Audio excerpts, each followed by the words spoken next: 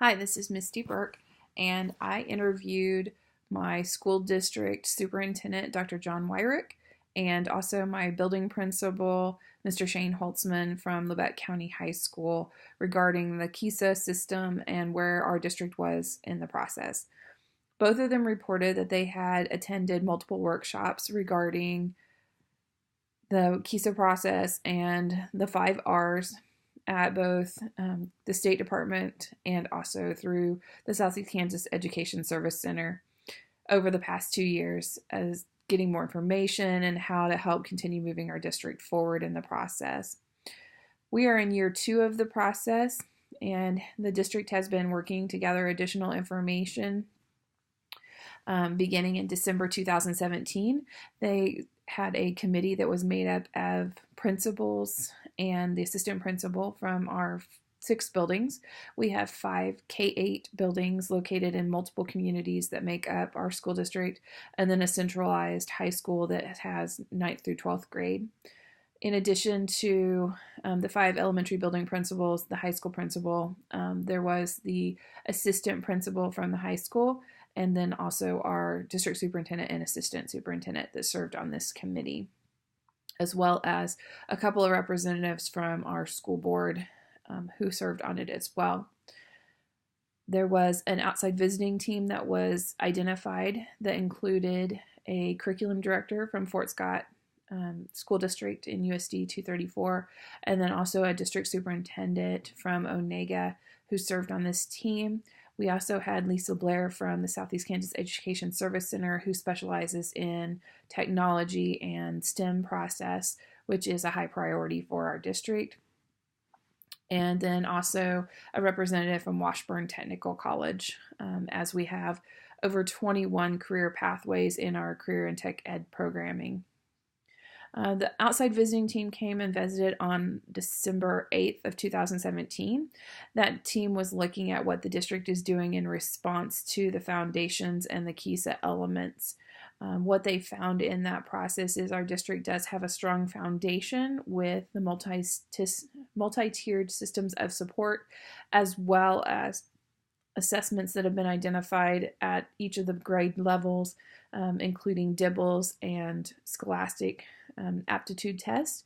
And then at the high school level, in addition to state assessments, we also use the ACT Aspire and WorkKeys programming. The district addresses college and career readiness, also using the career cruising pathways and tracking where our students are following high school. The district has a site council who is made up of representatives, including school district personnel, parents, students, and community members. And then each building has 3 representatives who then serve on the district site council. The district site council meets 3 times a year and actually is open to all members of the other site councils, although a minimum of 3 representatives are requested to be in attendance for that. We have additional community members who serve on our Carl Perkins Advisory Board, who also serve in the community member capacity of that district site council. The district site council and the building level site councils really focus on reviewing the academics as well as recommendations for increasing the facilities and helping our district meet our goals. And the site council has been very important in helping to identify gaps that our district can continue to help improve on, as well as helping to review our data in the process. One of the things that our district site council identified was that our students are still coming to class and coming to school with additional needs. Part of that process has been our district's focus on increasing our trauma-informed care opportunities for students, everything from having a space where they can go and decompress to having a student of concern form that can allow teachers to understand what the student is coming to school with. For example, maybe they had law enforcement at their house until 2 or 3 a.m., or they were removed from the home. They had a family member die unexpectedly. They may be dealing with some social emotional issues.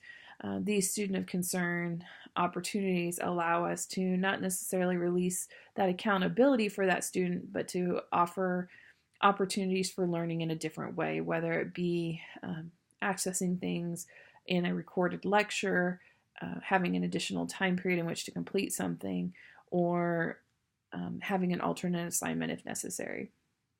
In addition to that, we also identified that many of our high school students were not accessing the breakfast program due to the number of them that were attending college classes. Also, just the need that many of them are not eating outside of what meals are provided at school, and we implemented a second chance breakfast to help do that, which has doubled our numbers of high school students accessing breakfast.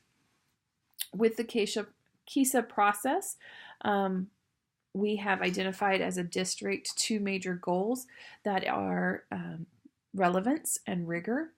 We have been working as a district and as buildings to address a curriculum map that allows us to identify whether we are meeting the needs of our students with relevance and the rigor in which we are building from level to level.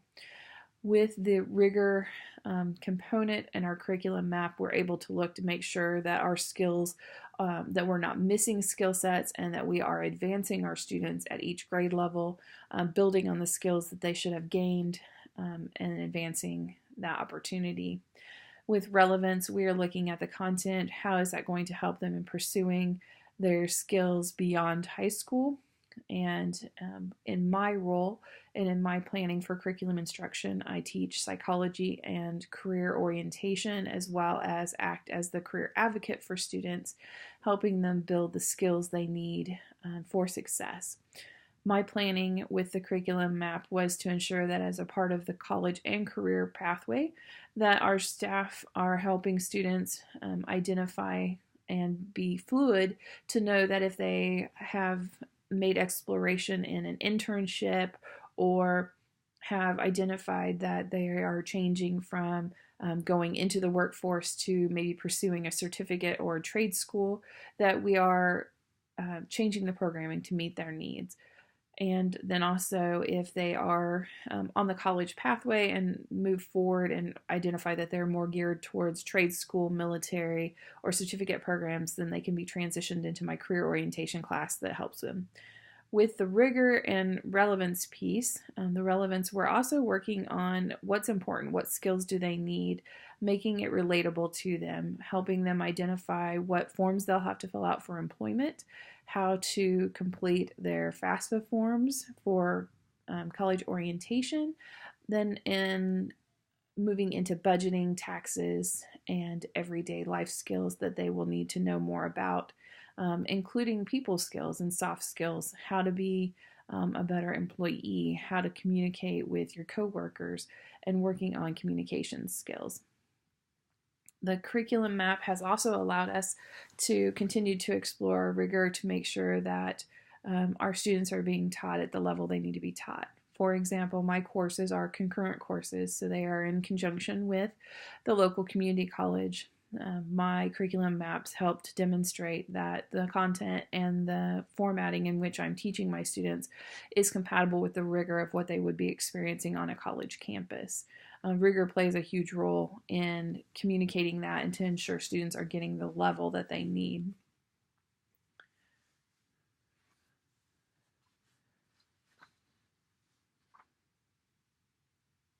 Also, on the career orientation class, it has allowed me to individualize the instruction. Some of the students who are moving towards the career pathway are very dedicated. They have a skill set that is a good fit for the field that they're wanting to go towards, and helping place them in an internship, and also continuing to work with them on the skills they need for advancement or training or communication within the workplace is a design that's worked well for that. Other students are lacking motivation and need to have that individualized plan that helps them in identifying how they can use these skills now, rather than looking at where these skills will apply to them in 6 months or a year. So making the relevance to them very current and everyday, helping them identify methods of reward, how they are scored, because this isn't a class that has everyday assignments. We have to find a curriculum map for it that has allowed us to show them rewards in ways that are beneficial for them, including additional time within their CTE pathway or having an early release time. These are rewards that are meaningful to them and allow them to be graded in a way that is beneficial for their advancement.